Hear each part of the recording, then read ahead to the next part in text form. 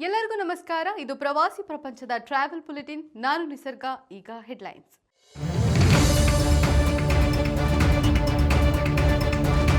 ಬೆಂಗಳೂರು ದೋಸೆ ಪ್ರಿಯರಿಗೆ good news. ಮೈಸೂರಿನ ಮೈಲಾರಿಯ ಘಮ ಇನ್ಮುಂದೆ ಬೆಂಗಳೂರಲ್ಲಿ.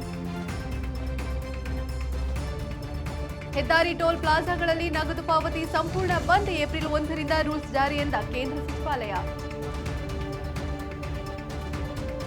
ಕೊಕ್ಕರೆ ಬೆಳ್ಳೂರು ಪಕ್ಷಿಧಾಮ ವಿಶ್ವ ಪ್ರಸಿದ್ಧವಾಗಲಿದೆ. ಪ್ರವಾಸಿ ತಾಣದ ಅಭಿವೃದ್ಧಿ ನಮ್ಮ ಗುರಿ ಎಂದ ಶಾಸಕ ಉದಯ್ ಕುಮಾರ್.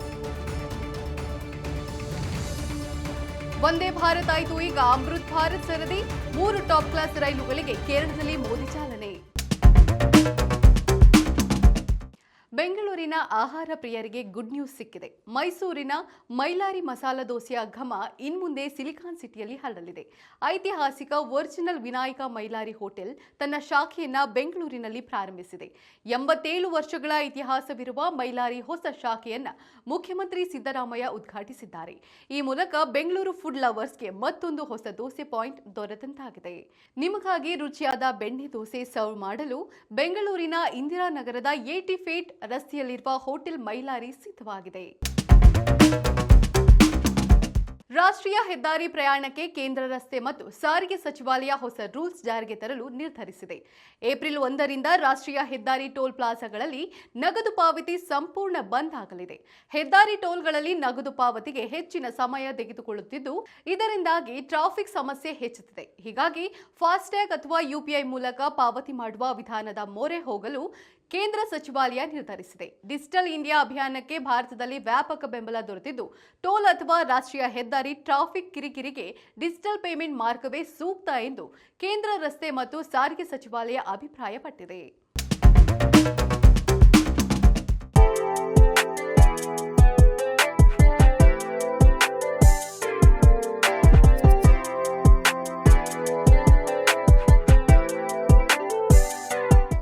ಕಲಿನಿಂಗ್ರಾಡ್ ಆಭರಣಗಳಲ್ಲಿ ಬಳಸುವ ಕಿತ್ತಳೆ ಬಣ್ಣದ ಅಂಬರ್ ಅಥವಾ ಪಳೆಯುಳಿಕೆ ಅಂಟುವಿಗೆ ಈ ಪ್ರದೇಶ ಜಗತ್ತಿನಲ್ಲೇ ಫೇಮಸ್. ಪ್ರಪಂಚದ 90% ಅಂಬರ್ ನಿಕ್ಷೇಪ ಇಲ್ಲಿಯೇ ಸಿಗುತ್ತೆ. ಇಲ್ಲಿನ ಸಮುದ್ರ ತೀರದಲ್ಲಿ ನಡೆದಾಡುವಾಗ ಕೆಲವೊಮ್ಮೆ ಅಂಬರ್ ಹರಳುಗಳು ಸುಲಭವಾಗಿ ಸಿಗುತ್ತವೆ. ಇಲ್ಲಿ ಅಂಬರ್ ಮ್ಯೂಸಿಯಂ ಕೂಡ ಇದೆ. 1946ರವರೆಗೂ ಈ ನಗರವು ಜರ್ಮನಿಯ ಭಾಗವಾಗಿತ್ತು ಮತ್ತು ಇದರ ಹೆಸರು ಕೊನಿಗ್ಸ್ಬರ್ಗ್ ಎಂದಿತ್ತು. ಇಲ್ಲಿನ ಕುರೋನಿಯನ್ ಸ್ಪಿಟ್ ಎಂಬಲ್ಲಿ ಒಂದು ವಿಚಿತ್ರವಾದ ಕಾಡಿದೆ. ಅಲ್ಲಿನ ಪೈನ್ ಮರಗಳು ನೇರವಾಗಿ ಬೆಳೆಯುವ ಬದಲು ಬುಡದಲ್ಲಿ ವೃತ್ತಾಕಾರವಾಗಿ ತಿರುಗಿಕೊಂಡಿವೆ ಮತ್ತು ಬಾಗಿದೆ. ನೋಡಲು ಮರಗಳು ನೃತ್ಯ ಮಾಡುತ್ತಿರುವ ಭಂಗಿಯಲ್ಲಿವೆ. ಮರಗಳು ಹೀಗೆ ವಿಚಿತ್ರವಾಗಿ ಬೆಳೆಯಲು ಕಾರಣವೇನು ಎಂಬುದು ಇಂದಿಗೂ ನಿಗೂಢವಾಗಿದೆ. ಹಾಗಾದ್ರೆ ಕಲಿನಿಂಗ್ರಾಡ್ ಯಾವ ದೇಶದಲ್ಲಿದೆ? ಕೊಕ್ಕರೆ ಬೆಳ್ಳೂರು ಪ್ರವಾಸೋದ್ಯಮ ಅಭಿವೃದ್ಧಿ ಕುಂಠಿತವಾಗಿದೆ. ಹೀಗಾಗಿ ಸರ್ಕಾರದ ಕ್ರಮ ಅತ್ಯಗತ್ಯ ಎಂದು ಶಾಸಕ ಕೆಎಂ ಉದಯ್ ಕುಮಾರ್ ಅಭಿಪ್ರಾಯಪಟ್ಟಿದ್ದಾರೆ. ಇಲ್ಲಿನ ಇತಿಹಾಸ ಪ್ರಸಿದ್ಧ ಪಕ್ಷಿಧಾಮ ದೇಶ ವಿದೇಶಗಳ ಹಕ್ಕಿಗಳ ವಲಸೆ ತಾಣವಾಗಿದೆ. ಪ್ರವಾಸಿಗರ ದಂಡೆ ಕೊಕ್ಕರೆ ಬೆಳ್ಳೂರಿಗೆ ಹರಿದು ಬರುತ್ತದೆ. ಆದರೆ ಇತ್ತೀಚಿನ ದಿನಗಳಲ್ಲಿ ಆಹಾರ ಮತ್ತು ನೀರಿನ ಅಭಾವದಿಂದಾಗಿ ಪಕ್ಷಿಗಳ ಸಂಖ್ಯೆ ಕಡಿಮೆಯಾಗಿದೆ. ಈ ವಿಚಾರವನ್ನು ಸರ್ಕಾರದ ಗಮನಕ್ಕೆ ತಂದು ಬೇಕಾದ ಸೌಲಭ್ಯಗಳಿಗೆ ಮನವಿ ಪತ್ರವನ್ನು ಸಲ್ಲಿಸಲಾಗುವುದು. ಮುಂದಿನ ದಿನಗಳಲ್ಲಿ ಕೊಕ್ಕರೆ ಬೆಳ್ಳೂರಿನಲ್ಲಿ ಮೂಲ ಸೌಕರ್ಯಗಳನ್ನು ಅಭಿವೃದ್ಧಿಪಡಿಸುವ ಮೂಲಕ ಪಕ್ಷಿಧಾಮವನ್ನು ವಿಶ್ವ ಪ್ರಸಿದ್ಧ ಮಾಡುವ ಹೊಣೆ ನಮ್ಮದು ಎಂದು ಶಾಸಕ ಕೆಎಂ ಉದಯ್ ಕುಮಾರ್ ತಿಳಿಸಿದ್ದಾರೆ. ಭಾರತದ ರೈಲ್ವೆ ಇಲಾಖೆ ಕ್ಷಿಪ್ರ ಪ್ರಗತಿಯೆಡೆಗೆ ಮುಖ ಮಾಡಿದೆ. ಅಂತಾರಾಷ್ಟ್ರೀಯ ಸೌಲಭ್ಯಗಳುಳ್ಳ ವಂದೇ ಭಾರತ್ ರೈಲುಗಳನ್ನು ಕಣಕ್ಕಿಳಿಸಿ ಪ್ರಯಾಣಿಕರ ಮನ ಗೆದ್ದಿರುವ ಕೇಂದ್ರ ಸರ್ಕಾರ ಈಗ ವಿನೂತನ ಅಮೃತ್ ಭಾರತ್ ರೈಲುಗಳನ್ನು ಪರಿಚಯಿಸಲು ಮುಂದಾಗಿದೆ. ತಿರುವನಂತಪುರಂಗೆ ಭೇಟಿ ನೀಡಿರುವ ಪ್ರಧಾನಿ ಮೋದಿ 3 ಹೊಸ ಅಮೃತ್ ಭಾರತ್ ರೈಲುಗಳಿಗೆ ಚಾಲನೆ ನೀಡಿದ್ದಾರೆ.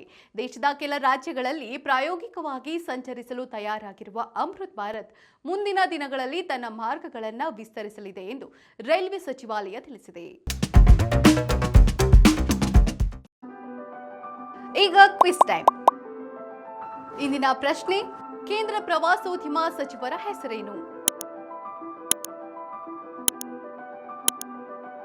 ಸರಿಯಾದ ಉತ್ತರವನ್ನ ಕಮೆಂಟ್ ಮಾಡಿ ತಿಳಿಸಿ. ಇದಾಗಿತ್ತು ಇವತ್ತಿನ ಟ್ರಾವೆಲ್ ಬುಲೆಟಿನ್. ನೋಡ್ತಾ ಇರಿ ಪ್ರವಾಸಿ ಪ್ರಪಂಚ, ವಿಹಾರವೇ ವಿಶ್ವ. ನಮಸ್ಕಾರ. ಪ್ರವಾಸಿ ಪ್ರಪಂಚ, ಪ್ರವಾಸಿ ಪ್ರಪಂಚ.